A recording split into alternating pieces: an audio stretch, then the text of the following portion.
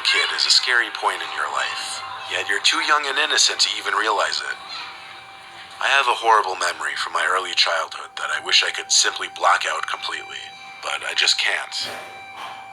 I was, I believe, 6 or 7 years old. I was at the summer rec program that my parents had signed me up for.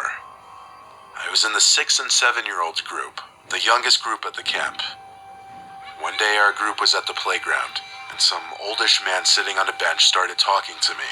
He knew my name. I remember feeling very comfortable with him, like he seemed kind.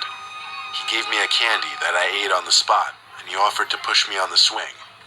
I think I told him that's all right and continued talking to him, asking him dumb little kid questions.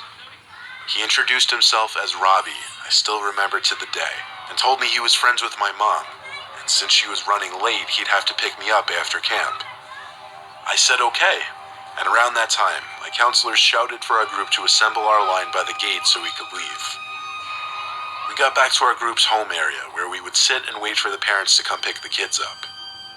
I saw Robbie approaching the bench, and he said to Cal, one of my counselors, that he was picking me up for the day since my mom wasn't available.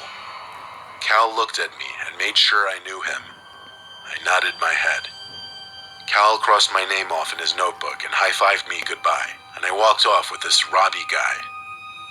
I remember he grabbed and held my hand as we walked, and I also remember that he was walking extremely fast, like it was hard for me to keep up with my short little legs. We made it to his car. He let me in the back passenger seat.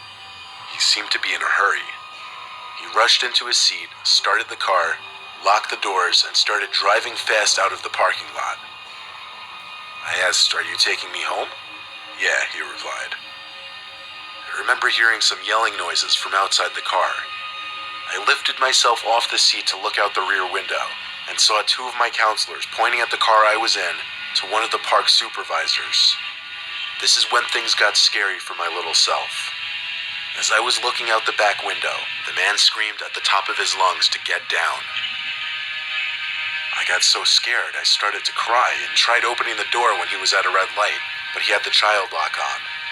He tried to calm me down by apologizing, saying he was driving me home.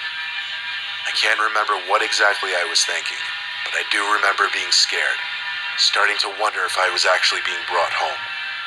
We were in the car for quite some time. I started to realize I didn't recognize where we were. We were not anywhere near my house. I felt like I had to throw up from being so scared. I remember Robbie muttering, oh shit," constantly under his breath, and he kept looking in his rearview mirror. Then, the sound of a police siren directly behind us made him scream in anger once more. He pulled to the side on a neighborhood road and told me to go along with whatever he said. But he didn't have a chance for that. 2 police officers stormed out from the car with their guns half drawn and yelled at Robbie to step out of the vehicle with his hands up. He did so without question and was cuffed while they had him laying face first on the concrete. He was brought into the car while the other officer stuck with me, comforted me, and asked me questions. Another cop car arrived, and so did my mom in her minivan. She was in tears and hugged me when she got out. So backing up, when Robbie, or whatever his real name was walking me to his car, my mom had already gotten to the bench to pick me up, and Cal told her some man already picked me up. That's when they ran to catch what car we got into and called the cops right away. One of the camp supervisors was actually tailing us on the road, which is why Cal was panicking and how the cops were able to locate us. Now you can see why I wish I could block this memory out. It's disturbing, it's sickening, and I often have to think about the horrible, unimaginable things that could have been done to me if I had not been saved.